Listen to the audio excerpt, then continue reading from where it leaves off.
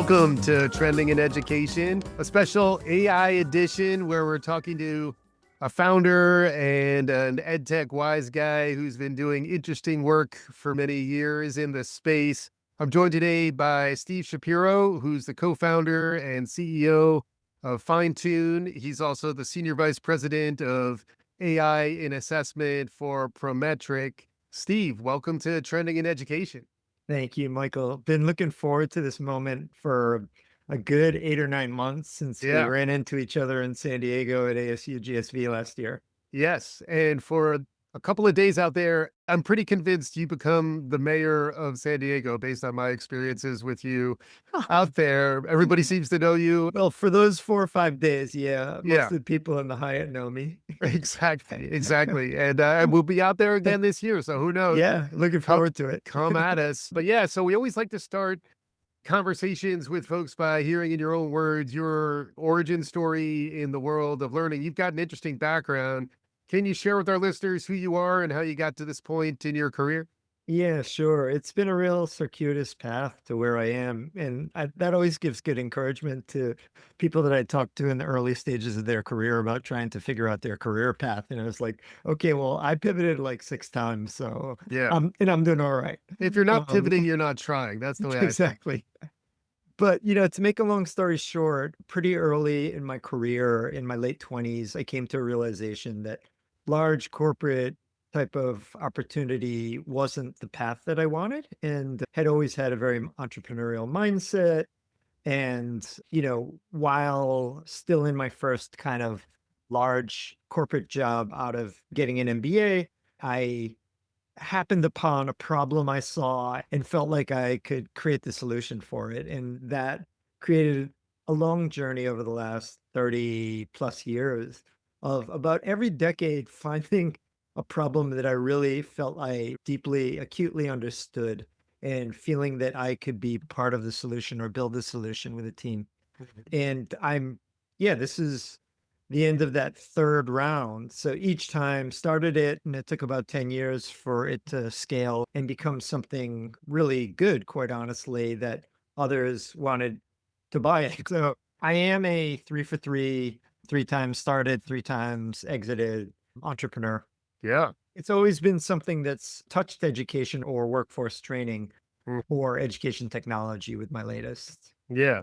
And let's go there next. So where you are now is Finetune. What is Finetune and what's the problem space it was designed to address? Yeah, I mean, the original problem space of the original founder who I joined really early was to basically solve problems around this is industry speak, but inter-rater reliability, Mm, otherwise known as, hey, I or my child is in high school and they have an English teacher and they wrote an amazing essay and their friend wrote a crappy one, but their friend got an A and they got a C.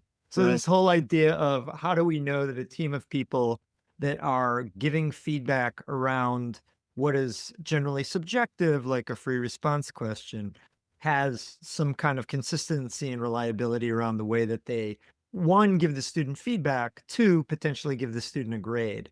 And Mhm. so we created a very clever solution using software. It didn't use AI, but it used software. And, again, we're going back 11 years now. That was amazing, quite honestly. And, one of my learnings through all my entrepreneurial journeys is that, I say amazing and that like the people we showed it to in K-12 districts and the ones that used it and purchased it, quite honestly, felt it was amazing. And to this day, I think it's amazing. The problem was that that amazing didn't translate from a business perspective into hundreds of districts wanting it or feeling the same way. And, Yeah. we hit a wall like a lot of early stage companies of learning this very valuable lesson. I say to entrepreneurs, hey, there's 3 buckets, when you've created, a solution to a problem. And those 3 buckets are nice to have, should have, and must have. And Yeah. generally, unless you're in the must have category, this isn't going to become scalable business success. Yeah. Right. And so we had nice to have, and maybe it was should have also, but it wasn't must have to the point of people breaking out their checkbook and writing a check. So a Yeah. very valuable lesson. And that created a pivot. Right. And Mhm. we went through a series of pivots to get to where we are today. Yeah, including, artificial intelligence. You've Yes. been And riding that horse and aware of the potential applications of AI to the problem of assessment. Can you explain a little more how AI factored in over that span of time? sure. So circa 2013 to 2018, we were deep in the world of assessment. We were a large partner with the College Board, creating a AP Classroom, their formative assessment platform for AP teachers and students. It's used by millions of people. And we had a lot of other partners in the assessment industry and, you know, came to really understand what are the problems to solve. I'll keep Yeah, repeating like problems to solve. If right. we've ever heard of like Clay Christensen and Yeah, his whole idea around disruption at Harvard Business School and yeah. beyond. And Jobs to so be done is the other exactly, one. jobs Yeah. to be done, problems to solve, similar. Mhm. And so we noticed that like one of the problems to solve was just, hey, creating really great assessment that have efficacy and fidelity is not an easy task and it's laborious and it takes a lot of subject matter expertise. Yeah, And at the same time, the world is changing so quickly. I think we sometimes forget today in 2025, like the world just wasn't moving as quickly as it does today. right. But it is now, and it has been probably for the last decade or more. And Mhm. what we learned was, hey, like the topic areas are changing so fast. Think of just like if you had a entry level finance course and you had a textbook that was like, in 2016, that was 5 years old. It's like you didn't have crypto, Right, right? But crypto is a thing. You should devote a chapter for it for better for right. worse, Mhm, mhm. right? And in marketing, like in 2015, like how much did you really dig down on social media? Like, Right. it was still relatively nascent, right? And so the world's changing so quickly, and how does instructional content change and how does assessment also change? So it was like an apple falling out of our head when in 2018 we learned really early about a company out in California that had created this new thing, and somebody at Google had written this manifesto about it, and all of a sudden, like, we were connected with some of the people at OpenAI and learning about large language models in 2018. So Mm, again, 4 years prior to ChatGPT getting released. And right. that was really the apple falling out of the sky and just hitting me Yeah, in my head. right. Right. Yeah. And that was where problem met solution. The problem Mhm. was couldn't spin up instructional content or the assessment that goes along and aligns with it fast enough, Yeah. good enough Mm. to keep up with the changes.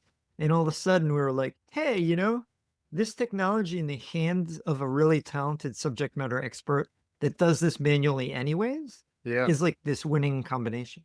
Yeah. It's been interesting to me as someone who's been kicking it in the e-learning ed tech space, instructional design for 20 plus years now, how the AI revolution, generative AI, really landed very close to a lot of the content generation, curriculum design, assessment use cases where this new technology wasn't just a hypothetical, it was directly relevant to the type of work that people who are either designing assessments, designing content, and or trying to figure out how to scale both the instructional design, but then also the assessments and, figuring out how well people are doing on the content you're providing to them.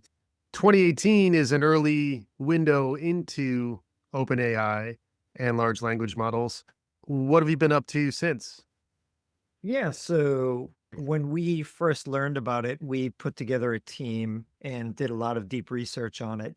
And because I felt quite confident that like I understand the problem acutely, I'm living it, and all of our customers are living it. Mhm. And this is going to be part of a solution. Yeah. And research, incubate product, go from prototype to MVP, begin to engage design partners that could give us deep feedback of how it's going, and turn those into, enterprise solutions, all while also filing for patents and getting patent pending on it and Mhm. being really early and bringing it to market. And at that same time, then around August 2022, then got acquired by our parent company, Prometric. Hmm. And really by joining Prometric, which has been great, by the way, 2.5 years post, I'm still there. Founders don't always stick around, but I love it. And that we basically came to the realization that in Prometric's case, they have 400 or 500 clients,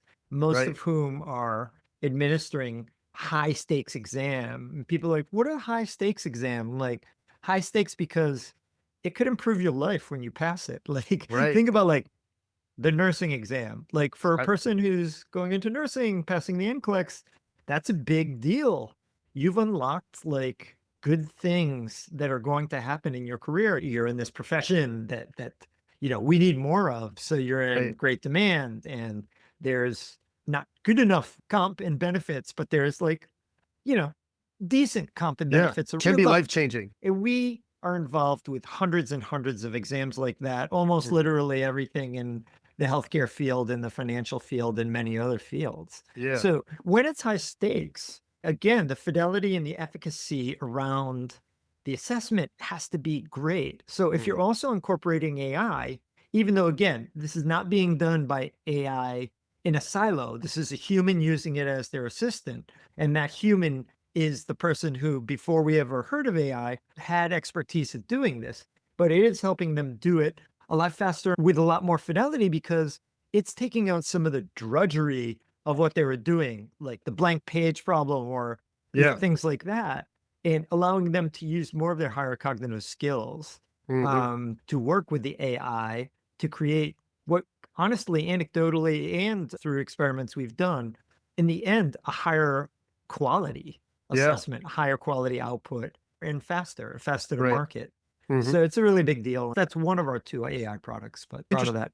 Yeah. And it's interesting to think through the conceptual model that includes the human in the loop, which the fine tuning that you're describing is really driven by the humans in a lot of ways, where the outputs, there's no shortage of outputs, but then really getting it refined to deliver the level of quality that we want.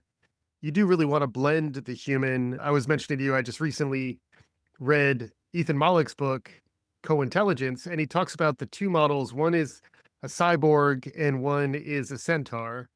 And with the cyborg, it's kind of a blending of responsibilities. And with the centaur, it's very compartmentalized, where you say the human's going to do this and the AI is going to do that. I imagine there's a lot of both of that in how you design for this. But can you talk about, A, why the humans are in the loop? And then B, maybe how that relationship, it's almost like a day, like you're kind of dancing with AI, how that Yeah. dance has evolved over the years? Yes. And just to shout out Ethan Mollick and his wife, Lilik, they're amazing influencers in the Mm, field of AI and education. And they do such a great job of educating the general populace around it in a really thoughtful way. yeah. So yeah, the AI with the human in the loop is like a dance because, and first of all, in the hands of a AI company that our team really knows what they're doing is doing very advanced work. One of the things is how can that, as that human uses the tool, how can it also influence the tool, potentially find a mistake the tool made and let the AI know that. So the AI is learning from them. Yep. In our case, it's not one person, it's sometimes a team of people. So you've kind of crowdsourced a lot of subject matter expertise around it to train the tool to be even more customized for their use case. And Yeah. that's our big thing is we sort of customize what we do for actually every customer, even if those two customers were competitors and are doing almost the same thing, we're still customizing by, meeting with them a lot in the early days, like what's the outcome you seek and what can you tell us about how you do the work and help our team understand that really deeply Hmm. before we start building a customized, set of algorithms and models for Hmm. their specific instance. And then scale's part of the conversation, right? So, like, you're talking about the human in the loop, yes, but also augmenting the human to some extent so that Yeah. one person can do more. How does that work? Yeah. So the interesting part when you say scale is that although what I just said was we're customizing for each customer, and that sounds, oh, that doesn't sound scalable. Yeah. But the underlying technology and platform that everyone's using is generalized, but all customer feedback is helping us make that better and better for a better user experience, Yeah. while at the same time, each specific customer gets a very customized model to what they told us they want. So it's Right. kind of the best of both worlds that you can really scale the product and Hmm. certain things that all customers can benefit from, Hmm. while at the same time, theirs is very securely and safely, privately their own in their own Yeah. IP. Yeah. And it is kind of a golden age for enterprise AI, at least an early stage perhaps in there where, you know, having access to your own proprietary data and then using that to train the AIs and to get the level of tailored response and iterative improvement that you're describing is kind of really the promise of this technology. We're recording this, within days of the big DeepSeek kerfuffle. Is it a kerfuffle? I'm going to call it a kerfuffle. Depends on who you ask. Depends on who you ask, whose stock portfolio you're talking about, but there was a bit of a shakeup when China got into the mix here a little bit, right when we're getting ready to pull the plug on TikTok, suddenly DeepSeek comes into the equation. As someone who's got deep experience in the space, love to hear a little bit of your take on this, both just in general in terms of AI and as an entrepreneur and Sure. investor, someone who thinks about the space, but then also potentially lessons for ed tech and folks in the learning space. Yeah. So it's interesting because if you take last week as the case study, that Monday, the news broke like a week ago about it. We had known about it longer and we had already kicked the tires on it. And we're like, wow, this is a heck of a model. We didn't know at the time that, as they claimed that it was built at 1/20th the Yeah, price of other enterprise models, right? And we thought it was great. We thought it in some early applications outperformed the gold standards of, OpenAI and Anthropic and Google, hmm, right? And hmm, Meta. So that was interesting. The disappointing thing was, so I got a flood of emails. I couldn't even respond to all of them on Monday, but more than half of them were just like people say to me, "What does this mean for my 401k?" And yeah, the next day the market corrected, right? right, It went down like 2%, which is not a big deal.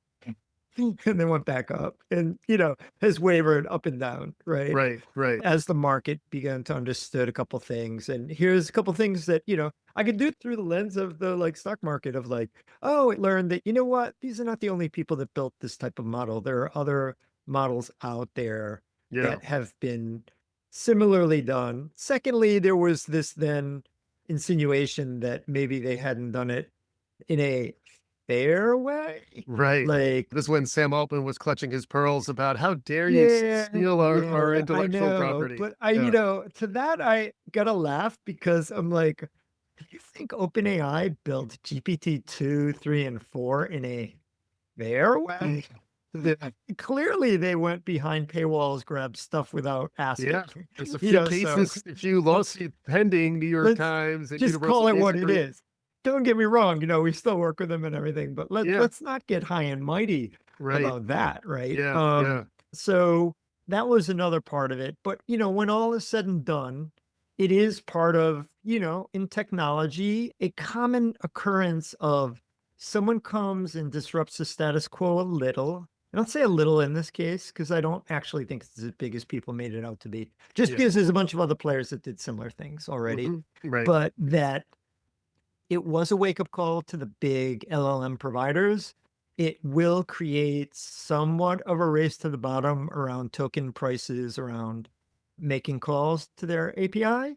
Yeah, So there's certain economic things that it did unlock and probably set off a new race for people to build similar models a lot quicker, a lot cheaper, and so on. yeah, That's good for everybody in the application layer. We're in the application layer, people that are building product on top of this technology and benefiting if the price of that utility bill of making a call to them goes down and then we can do right. more and benefit as the underlying technology gets even smarter and savvier.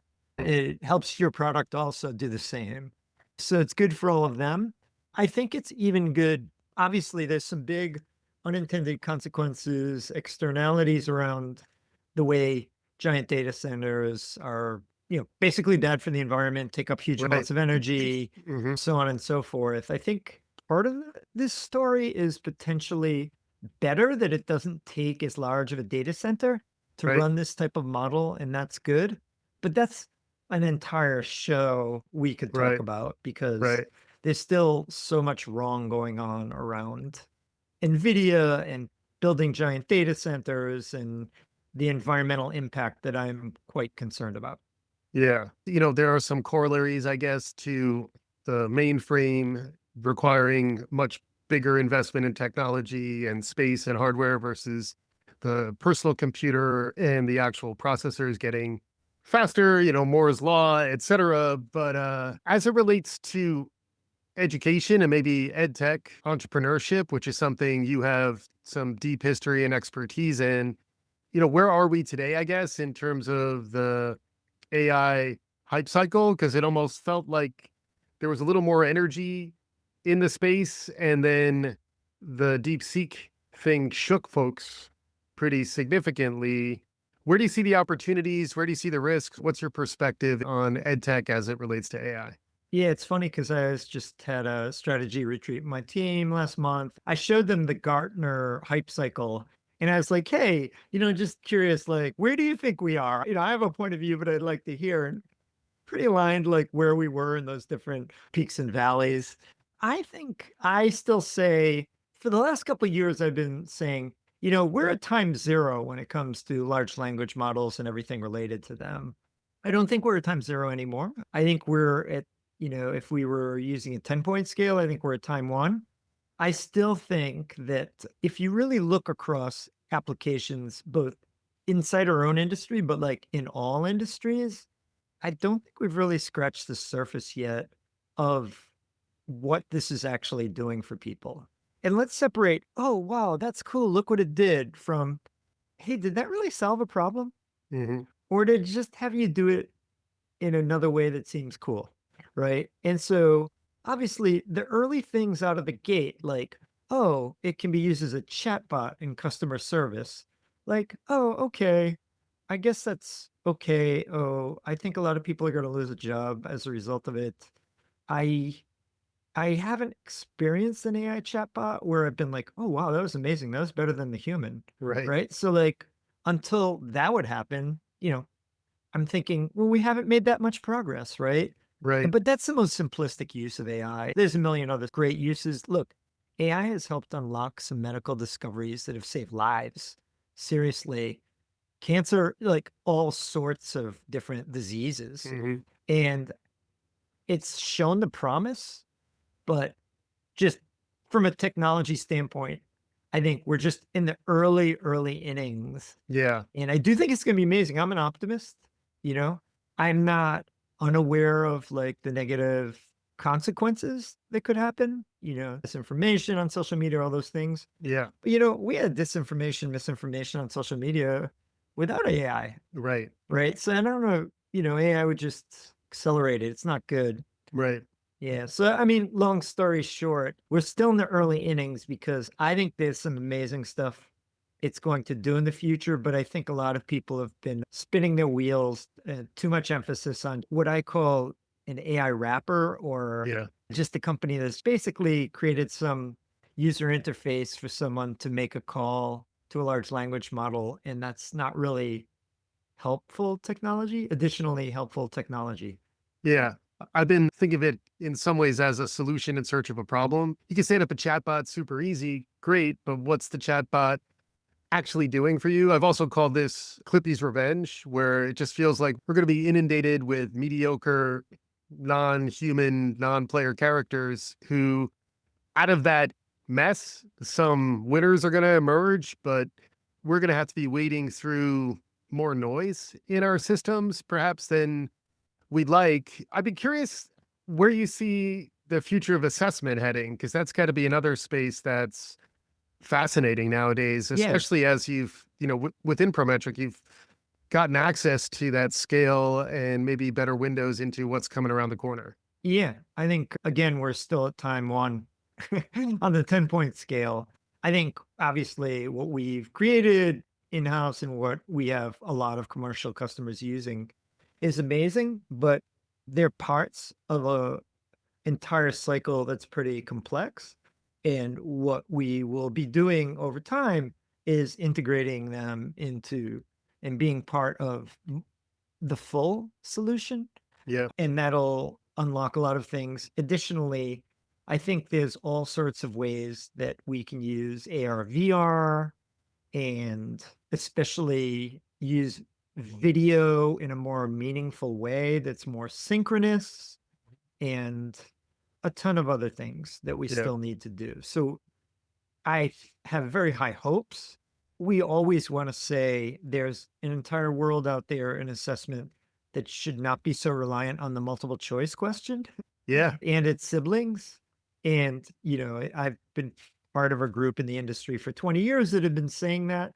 There's definitely been some good advances. I think AI will unlock a lot more advances for Yeah. those types It of authentic assessment, as we call it in the industry. Well, even when you mentioned formative assessment earlier, that is, a space that folks are always aspiring to get closer to and give better feedback, outside of those high stake touch points, especially if there's the engagement from the end user. If folks are willing to give you more interactions, more data points, more ways of, authentically engaging with your platform, the amount of data then allows you to do better and better assessments and also provide more rapid and informative feedback cycles with the end user to ultimately get them to better places. I'd love to hear a little bit of your take on that and then Yeah. maybe get a little more into advice for entrepreneurs. Yeah. So start with what you were really articulating was an adaptive learning experience that, Mhm. in our industry, we've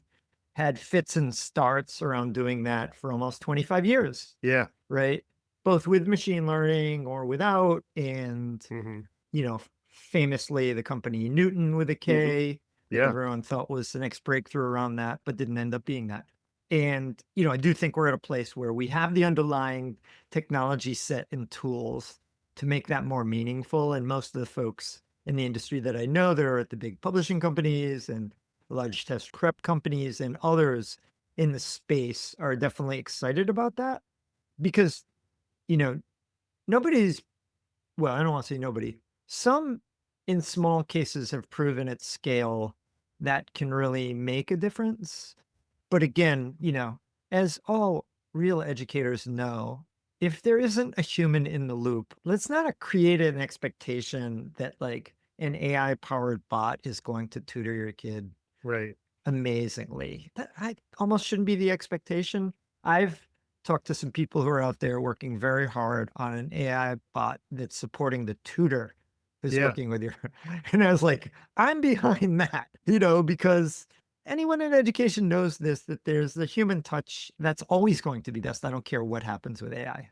Yeah. And so I'm looking at more solutions that are going to provide that versus this whole asynchronous, the AI is guiding you, like on an item response theory journey, which is like, oh, you got this one wrong. I'm going to give you slightly lower Right. cognitive level one. Oh, you get it right. I'm going to like through this journey. Mm. That has limitations, that Mhm. has some, probably there's some value to it, but it has a lot of limitations. So I Yeah. think we're getting to a way better space. Yeah. We're going to, but again, we're at time zero for like having this amazing adaptive experience that still has a human in the loop that, could do a 2-year randomized control trial with a cohort of students and can really show the outcome. And then Then your second question was about the entrepreneurial journey. yeah, and also just the future of work and the skills you see as being relevant, Yeah. anything in that space, just because you've got some deep experience in this. Yeah. I mean, for a side endeavor outside of my full-time job, I'm, a venture partner at Learn Launch in Boston, which is an incubator Mm. accelerator for ed tech that's been around almost the longest for like 13 years and launched like 80 companies. Mhm. And I'm a venture partner there, and I've mentored a number of the companies that have come out of there, many of whom are still alive and kicking out of the 80, which is good. And then just through going to conferences and being a general extrovert, have met hundreds and hundreds of other entrepreneurs that said, hey, can I pick your brain? Can you Mhm. be an advisor? Blah, blah, blah, blah, blah.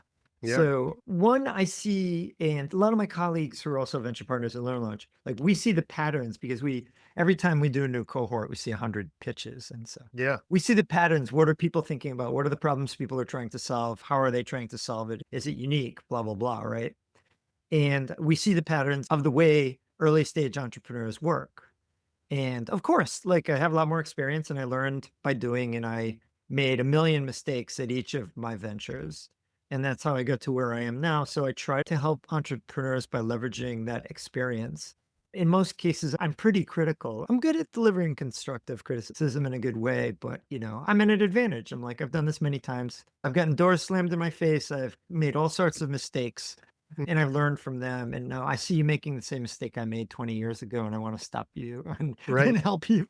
Yeah. And yeah, I mean, you articulated the one I see the most, which is like they'll do the initial pitch and I'll be like, "You're a solution looking for a problem. This isn't going to work. I could Right. see the future. Like that doesn't work." The other is that when the founder is very technical, they love to do like, oh, I can, write this code, or I have product skills and I can do this with the product, but they think somehow they know best, or they don't get enough feedback, early feedback from the people who would be buying it from them. Yeah. So there's this they're just missing each other. Yeah. And therefore they're coming out with a solution that probably is missing some things. And then the third is that whole nice to have, should have, must have.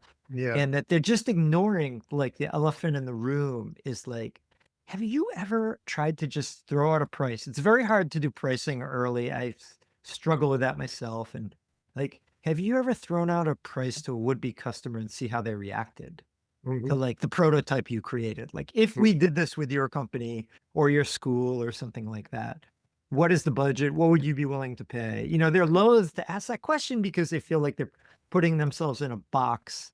And the problem is most people who are really technical, who have like a Silicon Valley mindset, is they're trying to create something that is a SaaS product because they're trying to raise money, Yep. and they're trying to have SaaS metrics around what they're doing, which would be like, hey, if this costs X, we're going to mark it up 5X so that it's a 80% margin at Right. that price. Mhm. And in a perfect world, if that could happen and we sold it at scale, we're laughing all the way to the bank. But that's so rare that that happens. And it's very Mm. rare that it happens in education where people have limited budgets.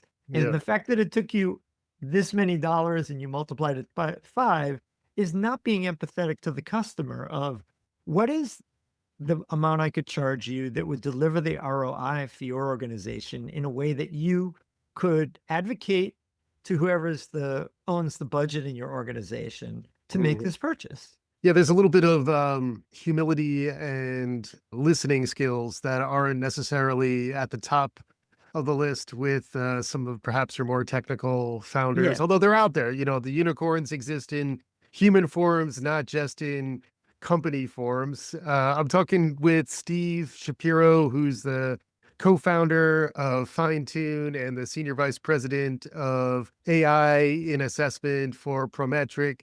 Steve, it's been a wonderful conversation. We haven't talked about Luka Doncic and the recent trade there, but we have hit on some of the new and emerging stuff that's happening. What's out there in the world around you that's capturing your imagination? Anything we haven't hit on that you wanted to touch on in our conversation today? Wow, you gonna give me that blank palette. I mean, I think it would be ridiculous for me to not say. I know this isn't a political podcast, but I think we've got a serious challenge in this country right now with the new administration. Whatever your background is, whether you're Republican, Democrat, or something else, I think we have an emerging kakistocracy, and that's a word I learned a couple months ago of like government or management by those who are least fit and least qualified to do it. I think it's going to affect everyone in every walk of life. And that Yeah.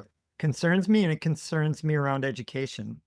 And, I'm hoping that our country, though, continues to have the checks and balances so that people who are actually really talented, experienced, and understand these domains will be able to also weigh in, and their opinion will count. And, that's what I'm hoping for. And doesn't look good early, but it's early. We're in the early innings here Yeah. also. Yeah. So I'm hopeful that enough people will fight back so that we can do something that's good for everyone in the country, Hmm. red or Yeah. blue, everybody. Yeah. Yeah. And a lot is on the line if you think about the emerging skills gaps driven by AI as well, where like the future of work is going to be very different than what it has been historically. And our education systems are going to have to figure out how to get folks ramped real fast on things like AI literacy and the ability to relate to other humans and to be able to work with both these non-human AI agents and then also other humans. Yeah. Complicated stuff. Yeah. So just on that, so you hear a lot of people talk, and I alluded to like, hey, one of the easiest AI applications is an AI chatbot for customer service, but that's, hundreds of thousands of people around the planet that have that job. Yeah. And usually the people who are technologists reply to that is, okay, so they just need to be upskilled and to do other things. Oh, to learn to work with the AI and everything. And, as much as I'd like to believe that, and maybe for some of them, that is the answer, I feel like at scale that, there's a lot of evidence, the attempt to upskill at a automobile factory in Wisconsin about 5 or 6 years ago, where they tried to do that with all of these auto workers who, had lost their job. And what the company and a third party found was that for most of these people, the one thing they were all unified as is they hated school. They hadn't gone to college. They'd gone Mm, straight into that job. They were very mhm. good at that job. They were very talented, and they were making good money and benefits like they actually really deserved to make. Yeah. So when they were out of that job, the idea of plopping them back in a classroom was giving them PTSD. That Yeah. wasn't how it was going to go, and it didn't work out. So people should understand that case study and understand that like it's not that easy, but that doesn't mean we shouldn't be trying. But I'm saying I think we have to think about other ways that a lot of people who are going to be displaced are going to somehow move on to other things. And that worries me because for those who don't, then they fall prey to, quite honestly, believing everything that they hear on Fox. Yeah. They become very easily converted to a person who listens to something like that. Yeah. And that's a concern. Yeah.